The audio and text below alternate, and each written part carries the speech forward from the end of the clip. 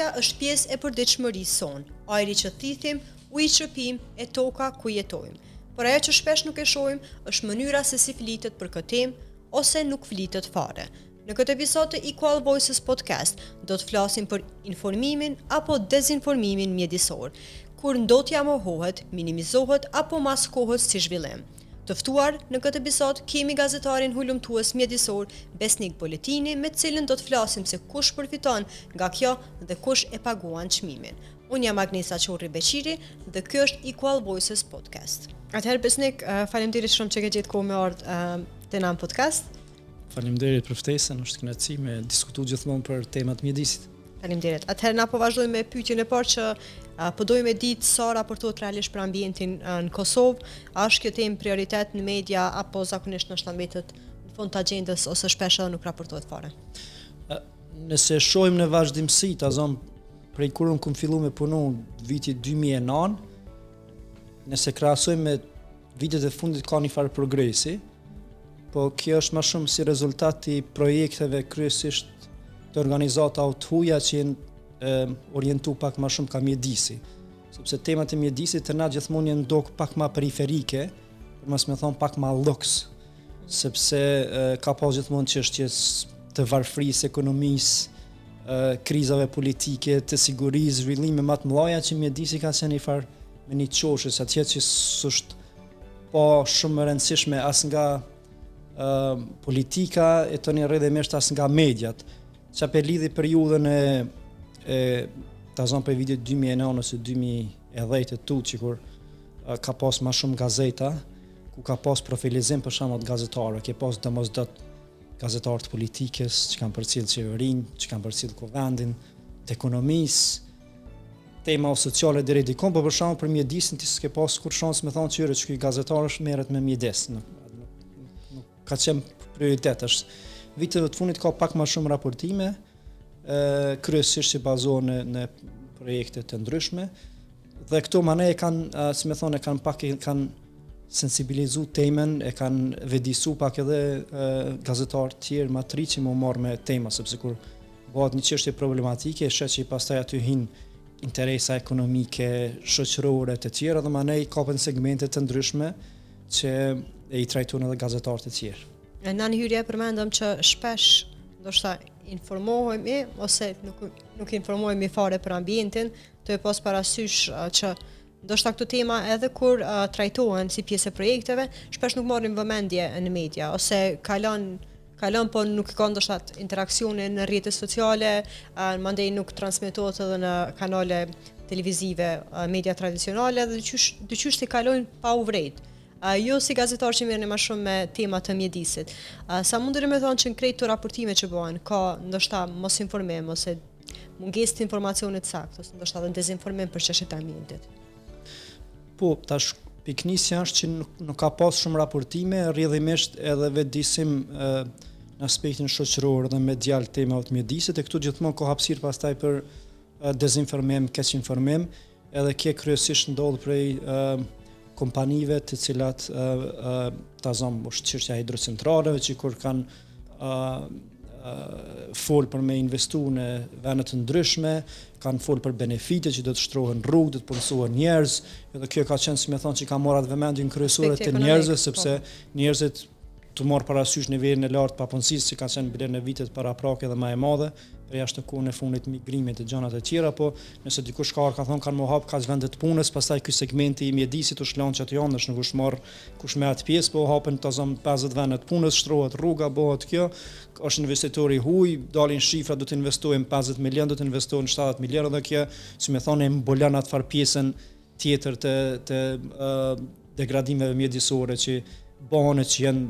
të shumta, të përhershme në raste të caktuara. Pra pak a shumë ka një farë hapësire ku mundet me u manipulu me këtë pjesë, sepse pastaj nuk është edhe interesi shumë i madh edhe i qytetarëve, mbas edhe na mësuam disa probleme siç janë mbeturinat ose kanalizimet. Janë normalizuar. Për shembull, është gati normale me hedh kanalizimin në lum, kjo për arsye se s'kan njerëzit të kundër, domethënë ekzistojnë vetëm me sa kum pa rreth 2-3% ujërat zeza trajtohen përmes implanteve, nuk ka investime në implante, edhe secilit i doket, më thonë, rreth 98% të ujërat të zeza nuk trajtohen, ose derdhen direkt në lëmë ose në gropa septike që rrjedhimisht pastaj përfundojnë prap diku në lumej. Dhe me gjast është këto problematikat e tilla janë bën normale në shoqëni ose me hudh borllogën te lumej te kudo, edhe nuk i doken shumë problematike ndoshta njerëzve. Po se jemi mësuar në par formë me jetu me to dhe veç thjesht nuk na pengon çka del për te oborrin ton. Pastaj kjo është problem pak më kompleks sociologjik e kulturore shoqëror. E vërtet. Kur po flasim për dezinformimin që bëhet, domethënë në këtë ndoshta në këtë derisa bëhet informim kamuflohet edhe me të, ku mendon që vjen qysh kamuflohet më shpesh, ndoshta vjen ciganishtër, është i drejt për drejt, ndoshta vetë si heshtje çështjes kryesore, çysh e përmendë ato për shembull në raste konkrete ku janë përmend shtrimi i rrugëve, rritje e punësimit e tjera, çysh vjen më shpesh kjo në aspektin mjedisor? Paka shumë siç e theksova është kjo që bëhet një lloj propagande mediale për hapën fjalë. Në shembullin e mora nga diskutimet që pata me banorët të Deçanit së fundi për ndërtimin e hidrocentraleve atje, edhe që ka pas premtime të mëdha që do të investohen kaq milion euro. Tash nëse përmend shifra të mëdha do të investohen, tash mos gaboj me shifra, po 50 milion euro do të bëhet kjo, do shtrohet rruga, do të kemë përfitime banorë, do të punësohen njerëz, dhe kjo menjëherë krijon përshtypje pozitive njerëzve që po bëhen diçka, pastaj nuk merren me këtë pjesën tjetër. Pra, ideja është që kur premtohen gjonat e tilla mjedisi mbetet pastaj edhe si më anash, po edhe për shkak se njerëzit nuk kanë njohuri për dëmet që mund të mos shkaktues, që e bën si më thon në gërmim të lumi, fuqja e ujit në gypa ose prerja në pjesë të pyllit, edhe sigurisht mungon informacionet për dëmet e aty për atysh ose për dëmet afatgjate që mund të ndodh mjedis të gjallësat edhe të gjonat e tjera. Mbas edhe këtu nuk i dokun shumë interesante njerëzve të pas parasysh dinamikën shoqërore sociale që ndodhen. Përveç qysh e cekë edhe ti nuk i din, domethënë shpesh ndoshta nuk i din çka mundet me pasu pas çati problemi që shkakton mjedis. Sa jemi ndoshta të informuar për realitetin të cilin jetojmë, edhe sa ka dhëna në Kosovë për ndotjen e ujit, ajrit, tokës, edhe sa janë këto të sakta, edhe sa ndoshta janë të qasshme për publikun. Qasshme ndoshta mund të me qenë, po sa transmetohen të ta, si jo secili mundet me hyrë dhe me gjetë të dhënat vet. Tash mendoj që këtu është një problem të komunikimit që bëhet me qytetarët. Ka dhëna sepse Instituti Hidrometeorologjik nxjerr dhëna me kapacitetet që i ka pikat e matjes, por mungon, si më thon, thjeshtësimi i informacioneve dhe komunikimi me qytetarët. Për shembull, kur kam filluar me raportu për ndotjen e ajrit para shumë viteve, aty në dash me hime gjetë çajna ato grincat PM 2.10 ose 2.5, edhe kur e sheti aty në raport PM 10, ashtu thotë çka është cilët me hime ulumtu që janë grincat e emta, edhe që më thon qytetarë që smerren me këtë punë nuk e kuptojnë, më thonë janë grincat e emta të plurit. Kështu që kur bën raportime të tilla, sepse ka mati që bën edhe te ujrat, edhe te ajri, po kryesisht shndrohen në disa tabela, edhe në raporte po pastaj është edhe nuk kanë shumë hapësirë dhe janë pak të kuptueshme, do të më kanë, si më thoni, farë pale e tretë që merr i thjeshtëzën,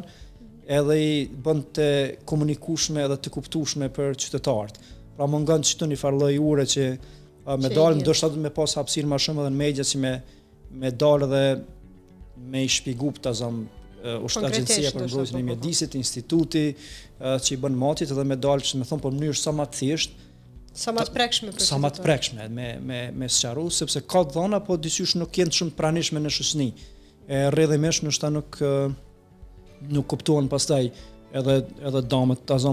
unë secilën temë që e kam bërë për mjedisin gjithmonë i kam jap aspekt shumë dimensional, edhe ekonomik, edhe shoqëror, sidomos shëndetësor, për shkak nëse folti për ajrin, duhet më shku me intervistu një pulmolog ose pulmologe dhe me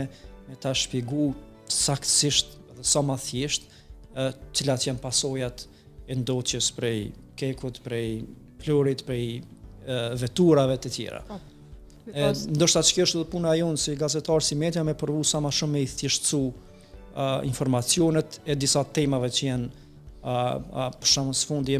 kam lexuar shumë raporte pikërisht për ndotjen, sepse jam duke realizuar një ulëmtim për ndotjen e drinit të bardhë në Kosovë dhe ndikimin në Shqipëri, edhe janë goxha komplekse me i kuptu, sepse janë shumë të mëdha, del një tabelë e madhe aty me një numër të madh të rubrikave, numra, shifra, manej ka analiza kimike, cila do të më himi hulumtu. Çka do të më thonë? Vetë me i kuptu, pastaj me provu me shpjegu se mendoj se që pjesë ka nevojë për një farë thjeshtësimi, që del një profesionist, që është inxhinier profesionist i fushës edhe që del i thotë në mënyrë të thjeshtë, sepse nëse i shesit të tilla në raport është vështirë me i kuptu dikush që nuk është i fushës. Pikërisht edhe kurse kupton edhe nuk është që të intereson mandese që të rejtë diçka. Po, është do formula kimike aty, sulfri, aty dotja, kjo rezultati ka dalë ndotje për i sulfrit ka si me thonë mbetje qëndrueshme që i qëndrojnë kohës që jenë këto ta zam shishet e plastikës ose gjana, po qysh mjafton pak që thash thjeshtësim që bëhet raporti, bëhet analiza, edhe del qoftë më bën raport, qoftë me një komunikim të thjeshtë, del i kallëzon njerëz që po që kanë ndotja, apo i kallëzon që kanë ndotja, i bën që është që shishe plastikës, që ke kese, që ke bën ndikimin. Çështë po mënoj, po ka shumë mënyra me punës, që tentoj gjithmonë me bash me i thjeshtësu sa më shumë gjëra që me kuptu gati secili që e lexon çat shkrim kanë herë është pak sfiduese pikërisht te këto tema, sepse pastaj kur komiti ky hulumtimi ku marr një 2-3 punime shkencore sepse kanë bë matje komplet trinin, është shumë sfiduese edhe vetëm i kuptu, pastaj me provu me transmetu dhe me thjeshtësu të tjerë. Pra është një farë hapësire që duhet më dyqysh me umbulu në këtë drejtim. Po flasim pra për dhënat dhe njëkohësisht edhe për temat dhe hulumtimet që i bën. Ai ka ndodhur ndonjëherë që mungesa e dhënave nga institucionet publike në Kosovë, ndoshta më ja pa mundësu zhvillimin e ndonjë teme që lidhet me ambientin. Po ka pas sfida të tilla, ku një raport, një leje mjedisore, një licencë është shumë e rëndësishme për ecurinë e hulumtimit. Zakonisht dokumentet të tilla ka hezitime, ka rezistencë për mas mi jep, ka një herë kështu emaila që se kanë kuptu bëjegi mirë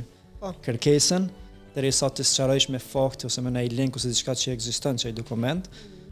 Po tash viteve të fundit pak është lehtësu kjo përmes agjencisë për informim edhe privatësi që po dërgojmë ankesat edhe pastaj me ndërhyrjen e agjencisë, edhe pse nganjëherë ka vonesa edhe në këtë drejtim, po është pak më e lehtë qasjon së fundi kom pas përvoja me një institucion që u dash mi dërgu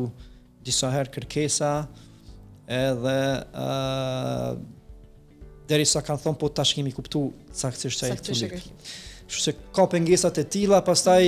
gjithmonë rruga tjetër është që me këshyr me gjetë dikon mi marrë në mënyrë jo formale edhe mi tërgu që i posedojmë, po ka sfidat e tilla, varësisht prej teme, kur janë temat pak më të ndjeshme, ka rezistencë, me thonë, ka hezitim. Në rastin kur zakonisht ndrohen qeverit qoftë në nivel qendror ose në nivel lokal, pastaj është një farë lloj çështje tjetër që e japin gjithçka që ka bërë qeverisja e kaluar, kështu që kjo është përvoja jame deri më tash. Nga përvoja të ndoshta të shtim u kthy pak edhe të raportimet e mëhershme që ka bërë krejt. Cili ka qenë në aspektin cili hulumtimi yti ka qenë më i vështirë ndoshta në aspektin e realizimit, për shkak krejt kësaj mbledhjes përveç dhënave dhe ndoshta edhe me gjetjen e personave që kanë me fol për çat problematik, prekjen e interesave kanjëherë, cilën e kishte cilësuar që ka qenë më i vështirë edhe pse?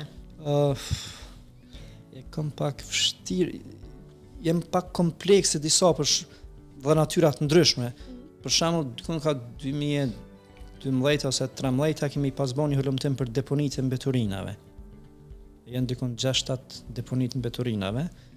Edhe nuk kështu po më sfida ka qenë kur kemi shku direkt ta zonte deponia e Mirashit, e cila hala ka gjendjen e keqe, sepse ka shumë ujë dhe rrezikohet ujëra në toksor, po aty aq u kanë kundërmimi i madh. Do të thonë që shqisat e mia kanë një gjithë për herë të parë, aty në shkon sikur mi mbledh një 2000 kontinera bashk, u kanë kështu kompleks në kuptimin sfidë edhe e çuditshme, edhe nuk kanë diçka e çuditshme. Pjesa tjetër ka pas bëj hulumtimet kryesisht me gurthysit edhe me eksploatuese rrërës dhe të zhavorit, për shkak se spari dëm punë shumë në terren, është kanjëherë sfiduese me i gjetë vendet bashku ku janë, dhe tjetra është pak e rrezikshme nëse përfundon direkt në përballje me njerëzit që janë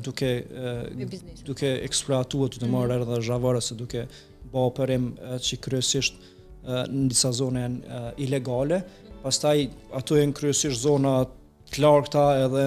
është pak sa rrezikshme me pas kujdes, mund të më shku si ekip, po dhe mos më afru tepër afër, tash sidomos që po i përdorim edhe dronat ose pamjet në distancë është pak më e lehtë, po kjo është pak më komplekse, si më thon terreni, sepse ka ndodhur tash për më na drinjen me dal në terren me i kërku disa pika dhe s'kum rrin për mi gjet. Adin, pastaj u dash me ndrru metoden, me gjet njerëz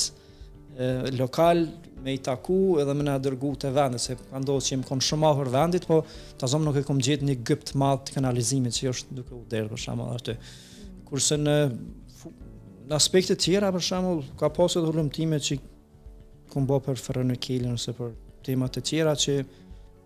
kam pas vështirësi të zakonshme, si më thon me çastin informacione ose kanë herë të marrë parasysh që disa fusha janë pak sa të jo të njohura, ka një farë tendencë pak me prume të manipulu informacionet se me ta qitë një farë verzioni tjetër, prandaj zakonisht në intervistat me përgjithësit i lan krejt në fund, masi që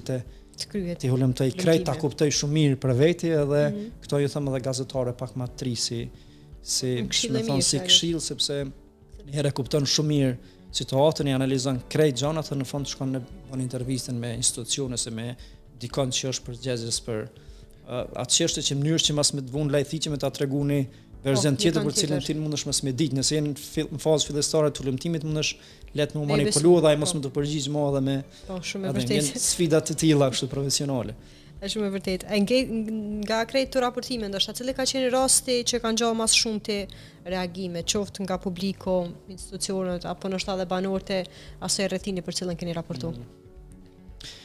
Tash te hulumtimet është një gjë interesante që kanë herë janë do hulumtime që i bën me shumë vështirësi dhe i konsideron të mira, apo që nuk ngjallën reagim. U kanë komentuar më shumë kur i kena bën një hulumtim për ngurthysit, sepse aty ka qenë një çështje shumë dimensionale, dëmet në terren, pastaj kanë qenë çështja gjyqësore, që një pjesë e tyre parashkruhen, kena marrë raste konkrete, i patëm marrë krejt licencat e atyre që kanë përfitu ngurthysi, kemi lidh me politiken, deputet, kandidat për deputet, njerëz të lidh me politiken, me biznesin, financues partive politike. Kështu që di që ka qenë hulumtimi komentum, po kështu që ka pas ndikim direkt është një hulumtim që kemi pas bën dikon 2019 ose 19 më duket. Për ferronikelin është një deponi e ndotjes, është një vend ku ferronikeli e hudh skorjen. Edhe skorja është një farë materiali inert i cili është si del si derivat për procesit prodhimit të niklit që bojnë aty. Edhe na kemi pas provu ato dhe kemi faktu që aja skorja është direkt në kontakt me tokën, nuk e ka një farë pjesët e argjilës, nuk i ka disa elemente dhe kemi marrë lejet për Ministrisë e Mjedisë dhe i kemi analizu në terren dhe nuk i ka plotësu kriteret, pastaj pa dal ministria në terren, pa të gjobit ferronikelin, pa të narë banorët kanë protestu para ministrisë, kemi dalë edhe na me ta, kështu që ka një hulumtim i cili ka pas gju pak ma shumë reagim shoqëror e që nuk ndodh bash shpesh. Andaj ka pas edhe mediat e tjera që këtu po lidhin bash me fillimin që kur e ngritin një temë hulumtim, pastaj pa atar KTV-ja, Dugaxhini, ka pas disa media që kanë ardhur kanë bërë storje për temën e njëjtë në edicionet e tyre të lajmeve. Shumë mirë se japin mbështetje në një farë forme edhe audiencat e kanë të mëdha. Po. Pastaj për neve kjo është e rëndësishme sepse momentin kur ka vëmendje publike ka dhe reagim të institucioneve, ka pasur hulumtime që janë bërë shumë të mira, po s'është bërë si më thonë e madhe dhe nuk ke mujt me shty më shumë. Sepse sidomos tazom na si organizat na prodhojnë në mënyrë periodike, tazom e publikojmë ndoshta një hulumtim në muj. Edhe rrjedhëmisht nuk mundesh me pas audiencë shumë të madhe dhe gjithmonë kena nevojë për një farë mbështetje e cila viteve të fundit është pak më problematike, nuk e di pse, po disa prej hulumtimeve nuk është që ripublikohen. Këto mund të ketë arsye të ndryshme. Arsye të ndryshme, po ndoshta edhe që nuk janë aq atraktive për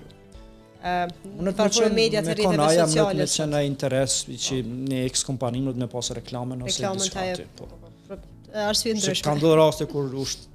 unë në fillim të vitit kalum je marrë me këtë çështjen e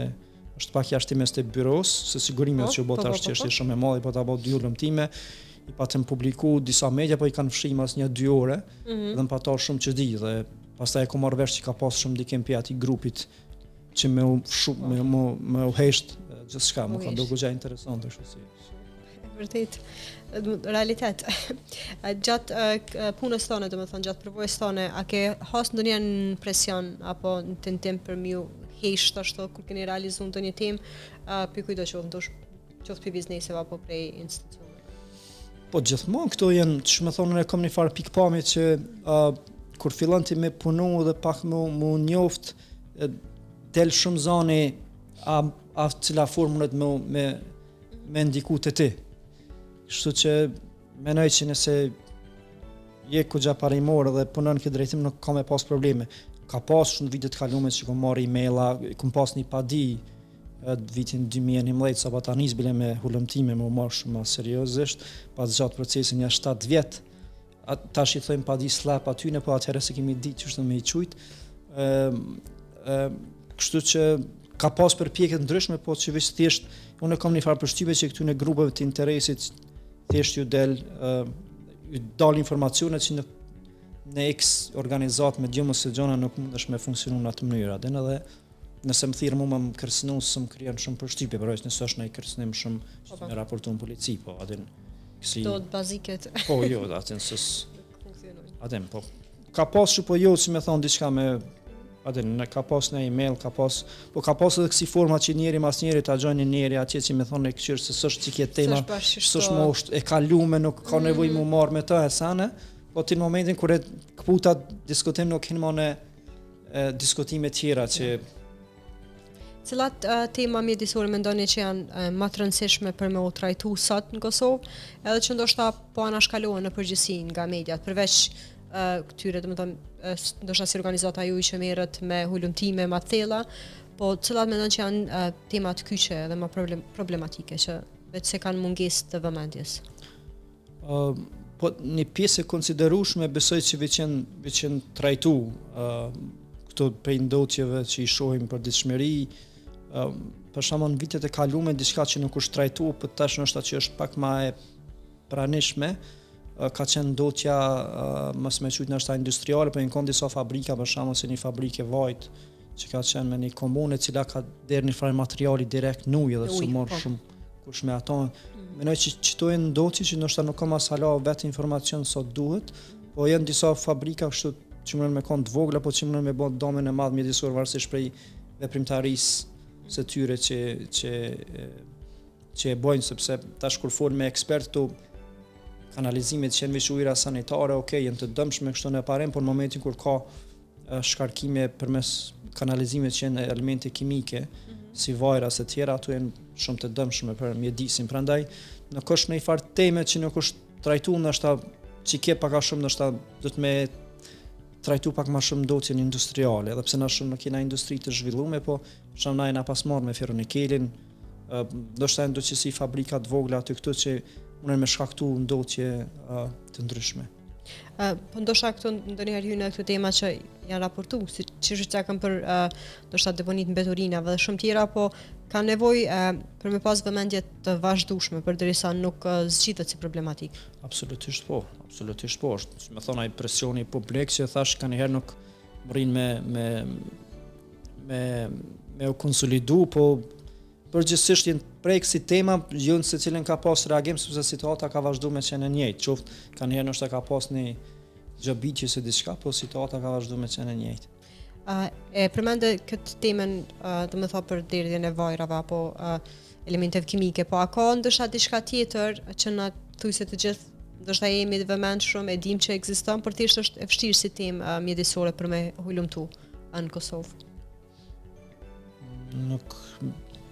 isha kon kurështar nëse kisha ditë se kisha provu me realizu, sepse më nxitin këto gjona diçka që nuk trajtohet për arsye të ndryshme,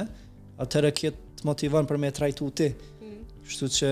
nuk ka që kam ndërmend në i farë teme për momentin që tema hidrocentrale është fol goxha shumë, pavarësisht që ka pas padi slab, ka pas tendenca me nala aktivizmin, është fol, nuk është që kom ndonjë temë mendoj që kjo ndotja për një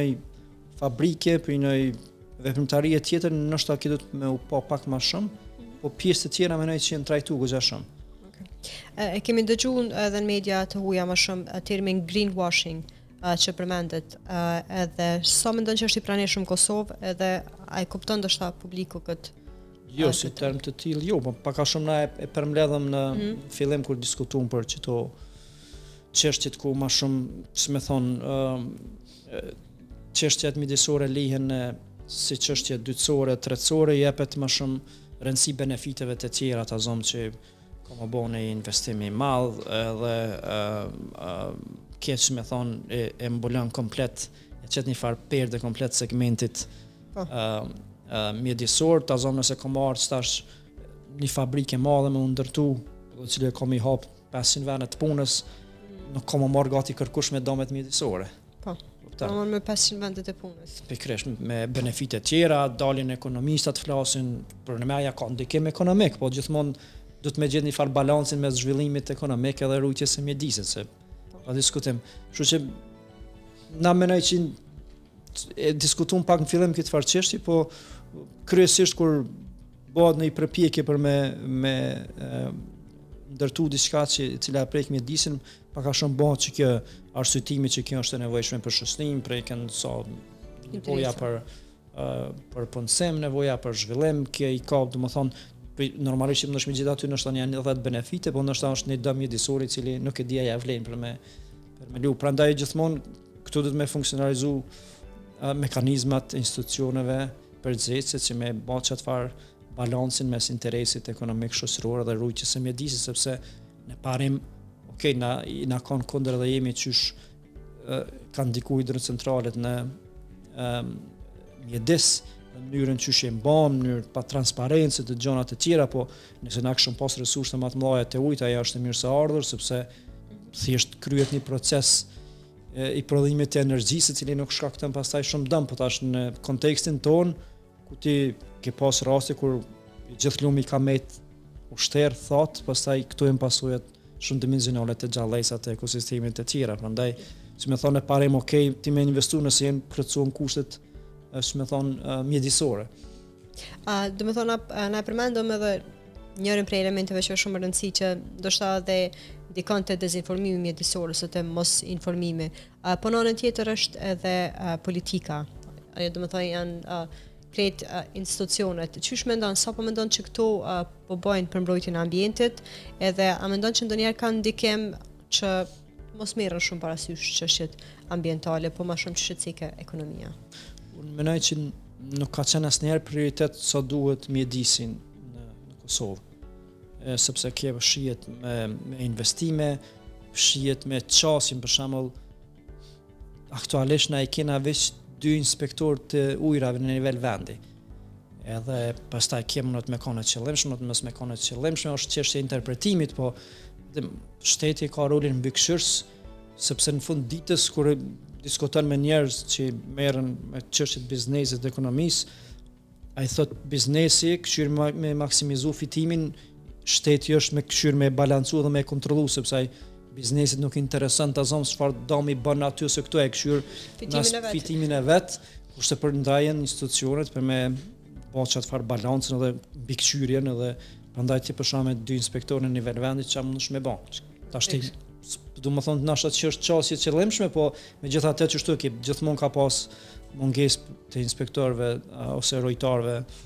edhe rojtarëve të pyjeve, do të thonë kryesisht mjedisi ka qenë sikur një çati një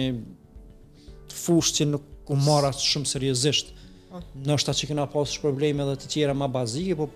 megjithatë mendoj që kohë pas kohë është investuar dhe pastaj nuk është vrejt shumë ai fare investimi. Dhe kur jemi në këtë farë aspekti është si përmendëm fillim, është e pashmangshëm ndërtimi i impianteve. Sepse ato kushtojnë goxha shumë, po është e pashmangshëm sepse në perspektivën tëme është element bazik. Është element bazik, pavarësisht që në kësi impiant mund me kushtu varësisht sa është 20 milion euro, 40 milion euro ose më shumë. Po megjithatë, është obligimi i shtetit me nda fonde dhe me zgjidhë çështjen për shembull të ujrave të zeza. Po, ndoshta